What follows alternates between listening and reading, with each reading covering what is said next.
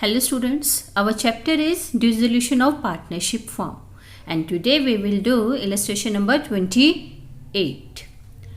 Ram, Shyam and Mohan shared profits in the ratio of 2:2:1. Following is their balance sheet on the date of dissolution. Liability side क्या given है? Creditors, bills payable, provision for depreciation, Ram's loan and their capital.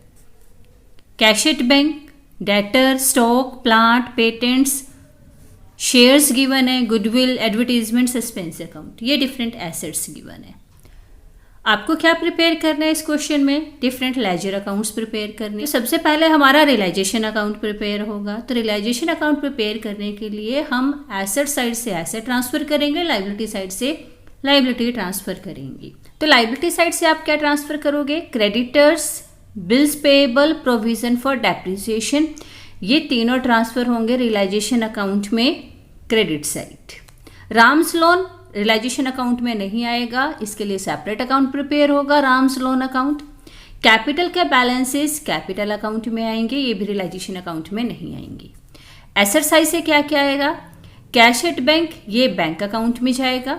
Debtor, stock, plant, patents, shares, goodwill, ये सारी asset हम कहाँ transfer करेंगे? Realisation account में debit side transfer करेंगे। Advertisement, suspense account, ये रियलाइजेशन अकाउंट में ट्रांसफर नहीं होते, इसको हम कैपिटल अकाउंट के डेबिट साइड में राइट करेंगे। बैलेंस शीट ट्रांसफर करने के बाद अब एसेट और लाइबिलिटी को कैसे डिसॉल्व किया गया है, उनकी रियलाइज्ड वैल्यू क्या है वो देखते हैं। Ram takes over debtor at 10,000, stock at a 20% less value and plant at 30,000। अब ये 3 एसेट किसने टेक ओवर किए हैं? राम ने टेक ओवर किए हैं, इसलिए रियलाइजेशन अकाउंट में हम लिखेंगे बाय राम्स कैपिटल। क्या क्या आएगा?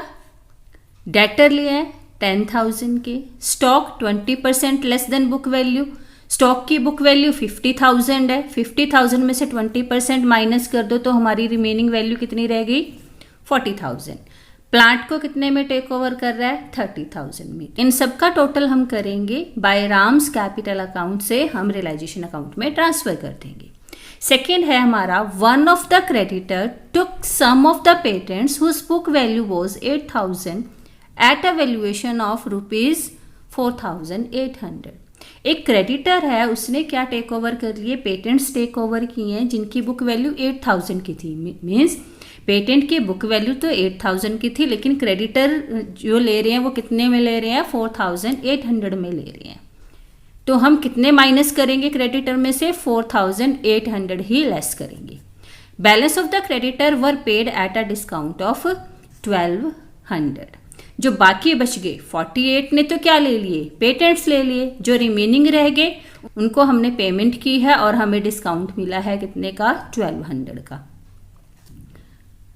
अब ये जो क्रेडिटर जिन्होंने पेटेंट्स लिए हैं इनकी कोई भी एंट्री नहीं होगी, क्योंकि अगर एक लाइबिलिटी एसेट से सेट ऑफ हो जाती है तो हम ना तो क्रेडिटर की एंट्री करते हैं ना ही उस एसेट को रियलाइज करने की एंट्री की जाती है। अब आपके जो रिमेनिंग क्रेडिटर्स रह गए वो कितने रह गए? टोटल क्रेडिटर्स थे आपके 40,000 की, जिसमें से 4,800 ने पेटेंट्स ले लिए। रिमेनिंग को हमने कितने का डिस्काउंट दिया है? 1,200 का डिस्काउंट दिया है। तो ये दोनों माइनस करने के बाद रिमेनिंग क्रेडिटर हमारे कितने रह गए? 34,000 के। इनको हम पेमेंट करेंगे, रियलाइजेशन अकाउंट में राइट करेंगे to bank account 34,000। Next third है हमारा, there was an unrecorded asset of ₹15,000 not mention in the balance sheet, means unrecorded asset है, which was taken over by Ram at 10,000 in part payment of his loan। अब यहाँ राम ले रहा है लेकिन as a capital के place पर नहीं ले रहा, वो अपनी लोन की पेमेंट ले रहा है। तो हम रियलाइजेशन अकाउंट में क्या राइट करेंगे? अगर ये राम के लोन की पेमेंट ना करते तो हम क्या लिखते? By bank account. Unrecorded asset है तो उससे हम वैल्यू ही रियलाइज करेंगे, बट यहाँ वो उससे हम किसकी पेमेंट कर रहे हैं? राम के लोन की पेमेंट कर रहे हैं, तो हम राइट करेंगे बाय राम्स लोन अकाउंट। इसकी एंट्री होगी क्योंकि राम्स लोन आउटसाइड लाइबिलिटी नहीं है, राम्स लोन जो है अलग से सेपरेट है, पार्टनर का ही लोन है, इसके लिए अलग अकाउंट बनता है, इसलिए इसकी एंट्री रियलाइजेशन अकाउंट में होगी। अगर कोई और आउटसाइड लाइबिलिटी होती और वो एसेट टेक ओवर कर लेते तो उसकी एंट्री रियलाइजेशन अकाउंट में नहीं होती, बट इसकी एंट्री रियलाइजेशन अकाउंट में होगी। नेक्स्ट है shares in X company were agree to be taken over by Shyam at ₹30 per share. जो एक्स कंपनी के शेयर्स हैं वो कौन टेक ओवर कर रहा है? श्याम टेक ओवर कर रहा है। तो हम राइट करेंगे रियलाइजेशन अकाउंट में बाय श्याम्स कैपिटल। शेयर्स थे उसके 130 में ले रहा था तो 3000 की अमाउंट आ जाएगी। Next share in Y company were valued at 12,000। जो वाई कंपनी के 300 शेयर हैं जिनकी वैल्यू 18,000 थी बुक वैल्यू, अब उनकी वैल्यू कितनी रहेगी डिसोल्यूशन के टाइम पर? 12,000। All partners divided they shares in their profit sharing ratio. और इसको कौन डिवाइड कर रहे हैं? पार्टनर्स डिवाइड कर रहे हैं, राम, श्याम एंड मोहन। तो रियलाइजेशन में तीनों का कैपिटल अकाउंट आएगा, by Ram, by Shyam, by Mohan. और 12,000 को हम उनकी प्रॉफिट शेयरिंग रेशियो जो कितनी है 2:1, इस रेशियो में हम डिवाइड कर देंगे। नेक्स्ट है हमारा balance of the patents realised 70% of the book value. जो हमारे टोटल पेटेंट्स थे वो थे 20,000 की, जिनमें से क्रेडिटर ने टेक ओवर कर लिए थे कितने के? 8,000 की। तो 20,000 में से आप उन 8,000 को लेस कर दोगे। रिमेनिंग पेटेंट्स कितने रह गए आपके? 12,000 के, जो कितने में रियलाइज हो रहे हैं? 70% में। तो 12,000 का 70% कैलकुलेट करोगे तो वो हमारी कितनी अमाउंट आ जाएगी? 8,400। तो ये हम रियलाइजेशन अकाउंट में डालेंगे बाय बैंक अकाउंट 8,400। ये थी हमारी एडजस्टमेंट। अब डिफरेंट अकाउंट्स कैसे प्रिपेयर किया हमने वो देख लेते हैं। तो रियलाइजेशन अकाउंट कैसे प्रिपेयर होगा? हमने एसेट ट्रांसफर कर दी, इस साइड हमने ये 3 लाइबिलिटी ट्रांसफर कर दी।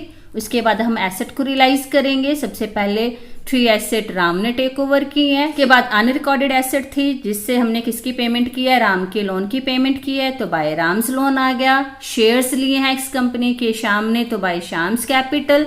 उसके बाद वाई कंपनी के जितने भी शेयर्स हैं वो तीनों ने प्रॉफिट शेयरिंग रेशियो में लिए हैं, तो हम लिखेंगे by Ram's capital, by Shyam's capital, by Mohan's capital. Patents हमने रिमेनिंग पेटेंट्स जो है वो हमने सेल कर दिए 8,400 में। अब ये थी हमारी एसेट रियलाइज की हमने, और उसके बाद अब हम लाइबिलिटी की पेमेंट करेंगे। To bank account payment to creditors amount कितनी आएगी? 34,000। बीपी से रिलेटेड कोई इंफॉर्मेशन नहीं है तो भी हम पेमेंट करेंगे। टू बैंक अकाउंट बीपी हमने पे कर दिए, जितने भी आपकी बुक वैल्यू गिवन थी वो सारे पे कर दोगे 2,600। अब हम रियलाइजेशन अकाउंट को बैलेंस करेंगे। हमारी डेबिट साइड ज़्यादा आ रही है तो लॉस आ रहा है, वो लॉस किस में डिस्ट्रीब्यूट हो जाएगा? पार्टनर्स में, उनकी प्रॉफिट शेयरिंग रेशियो में डिस्ट्रीब्यूट हो जाएगा। By loss transferred Ram's capital, Shyam's capital and Mohan's capital. हमारा बैलेंस आया 64,200 का, ये हमने इनकी प्रॉफिट शेयरिंग रेशियो में डिस्ट्रीब्यूट कर दिया। अब इसके बाद हम बनाएंगे राम्स लोन अकाउंट। सबसे पहले बैलेंस ट्रांसफर करेंगे बाय बैलेंस बीडी। 40,000 कितने का लोन दिया था? 40,000 का लोन दिया हुआ है। राम जो है एक अनरिकॉर्डेड एसेट टेक ओवर कर रहा है, तो यहां राइट करेंगे to realisation account asset taken 10,000। जो रिमेनिंग अमाउंट रहेगी उसकी हम पेमेंट कर देंगे। टू बैंक अकाउंट 30,000 की हमने पेमेंट कर दी। इस वजह से राम का लोन अकाउंट बैलेंस हो गया।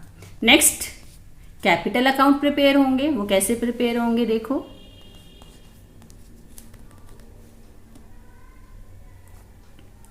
कैपिटल के बैलेंसेस आपने ट्रांसफर कर दिए। उसके बाद एसेट साइड आपको एडवर्टीजमेंट सस्पेंस अकाउंट गिवन था, वो डिस्ट्रीब्यूट करोगे उनकी प्रॉफिट शेयरिंग रेशियो में, डेबिट साइड आ जाएगा।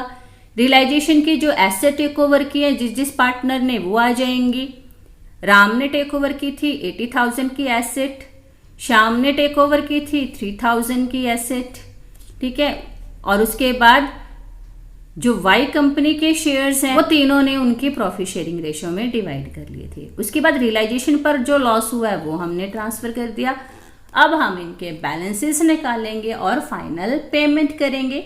जिसका डेबिट बैलेंस आएगा उससे पैसे मंगवाएंगे, जिसका क्रेडिट बैलेंस आएगा उसको पेमेंट करेंगे। तो यहाँ सिर्फ राम का ही आ रहा है क्रेडिट बैलेंस, तो उसको हमने पेमेंट करनी है। राइट करेंगे टू बैंक अकाउंट 12,520। जो श्याम और मोहन है उनका कैपिटल अकाउंट का डेबिट बैलेंस आ रहा है, तो उनसे पैसा मंगवाया जाएगा। हम राइट करेंगे bank account by bank account 15,480 11,240। तो ये कैपिटल अकाउंट प्रिपेयर हो गए, फाइनल पेमेंट हो गई, जिससे पैसा मंगवाना था उससे मंगवा लिया, जिसको देना था उसको दे दिया। इन द एंड हम क्या प्रिपेयर करेंगे, बैंक अकाउंट प्रिपेयर करेंगे, जिसके दोनों साइड का बैलेंस क्या होना चाहिए, इक्वल होना चाहिए। सबसे पहले हम एसेट साइड से बैलेंस ट्रांसफर करेंगे टू बैलेंस BD 44,000। उसके बाद हमने पेटेंट सेल की हैं 8,400 में, श्याम और मोहन से पैसा मंगवाया है वो आ जाएगा हमारा। उसके बाद हमने जो पेमेंट की है वो आएंगी, क्रेडिटर को पेमेंट की है, BP को पेमेंट की है, राम के लोन की पेमेंट की है और राम के कैपिटल की पेमेंट की है। जब आप दोनों साइड का टोटल करोगे तो वो हमारा टोटल इक्वल आएगा। तो ये थी आपकी इलस्ट्रेशन नंबर 28।